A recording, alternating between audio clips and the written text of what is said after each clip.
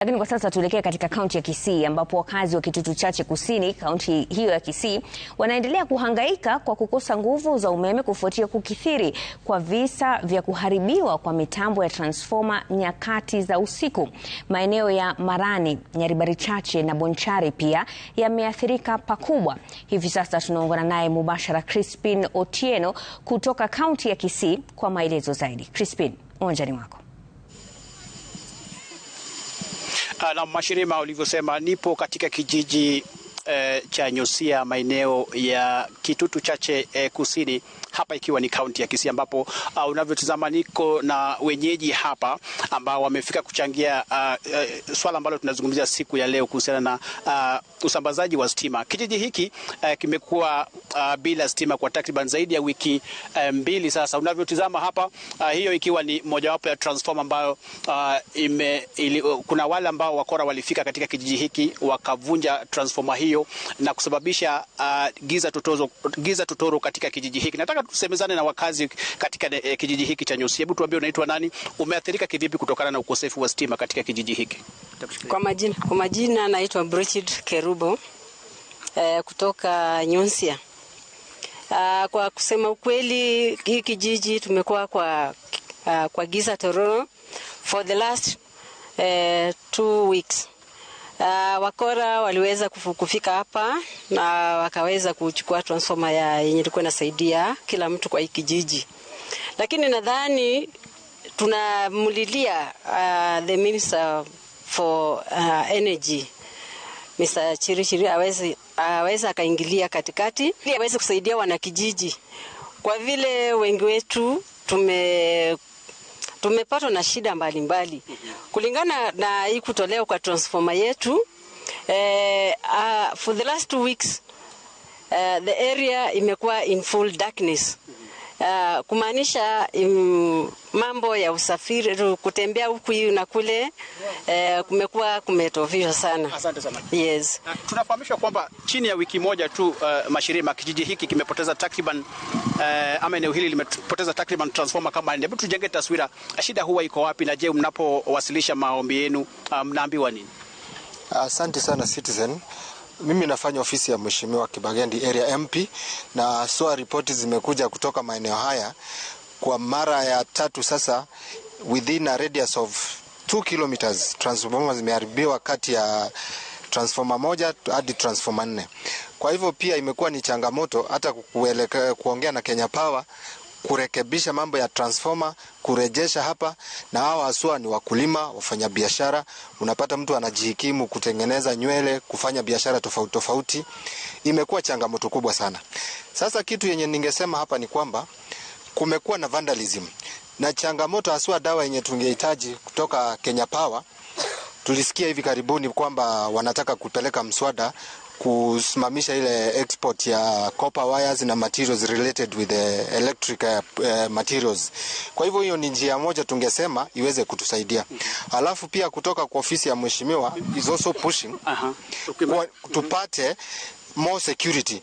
More security ni kwamba tunataka kuwe na kituo hapa karibu kuweza kusaidia wananchi kama polisi, alafu pia kuweze kuongezewa magari ya patrol, so that mambo ya patrol ikiwa enhanced iweze kusaidia kupunguza uhalifu maeneo haya. Asante. Nataka tuzungumze pia na mzee mmoja hapa. Hebu tuambie, kuna wale ambao huwa wanatafuta huduma muhimu, hususan zile huduma za hospitali. Je, wakati huu ambapo hakuna stima, hali ikoje wanapotafuta huduma kama hizo? Asante sana. Kwa jina naitwa Epanis Oyaro. Kwa hiki kijiji kwa kweli kuna Elite Center hapa karibu inaitwa Matongo. Tangu tupate hii msiba wa kuchukuliwa kwa transformer, tumekosa huduma kamili hapo kwa hiyo dispensary. Pia kuna secondary school.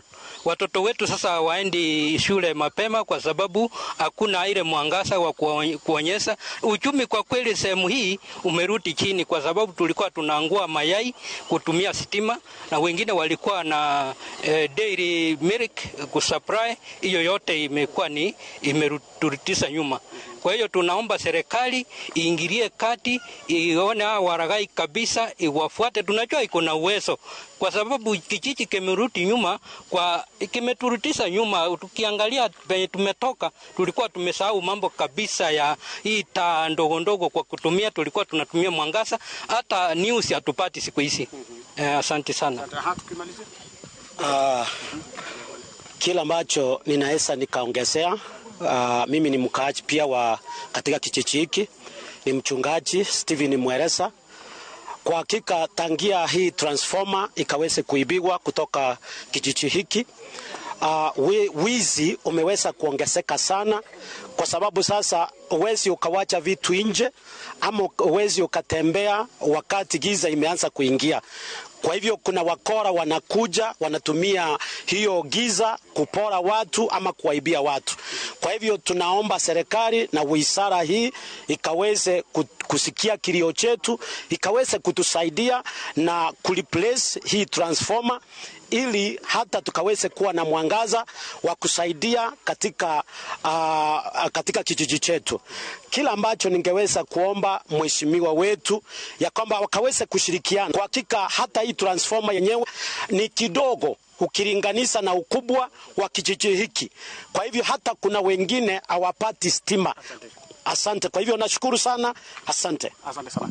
Na Mashirima wako wengi hapa, ni kijiji kizima ambacho fika katika eneo hili kama njia mojawapo ili kuweza kujenga taswira kuhusiana na kile ambacho kinaendelea, na sio tu katika kijiji hiki, vile vile tumekuwa na visa kama hivi vya watu eneo mbalimbali, vijiji mbalimbali, na kuanza kuiba transformer. Sio tu katika eneo hili la Kitutu Chache Kusini, tumekuwa tukishuhudia visa kama hivyo maeneo ya Bonchari, maeneo ya Nyaribari Chache na vile vile maeneo ya Kitutu Chache. Kwa hivyo ni hali ambayo inazidi kutia wenyeji wasiwasi, na wanatarajia tu kupata jawabu kutoka kwa maafisa kutoka Kenya Power na vile vile kusikia kutoka kwa Waziri Chirchir kuhusiana na swala hili ambalo linazidi kuibua hisia mseto, sio tu katika kaunti hii ya Kisii bali kote nchini. Mashirima. Naam, shukran Crispin kutoka kaunti ya Kisii. Kwa kweli kuna mengi yanayostahili majibu, lakini tuna furaha kwamba maafisa wa Kenya Power watakuwa hapa. Maafisa wakuu kutoka Wizara ya Kawi pia watakuwa hapa nasi. And you hear them say that transformers are stolen. One wonders, so who is stealing these transformers and what are they doing with them? There's been a very long-running conversation about what happens to transformer oil. There's been conversations about people who want to convert those transformers into scrap metal. Why do they do this? At what cost? But also for Kenyans that have to face a situation like what that village is facing, what is the cost of a transformer? Why does it take so long?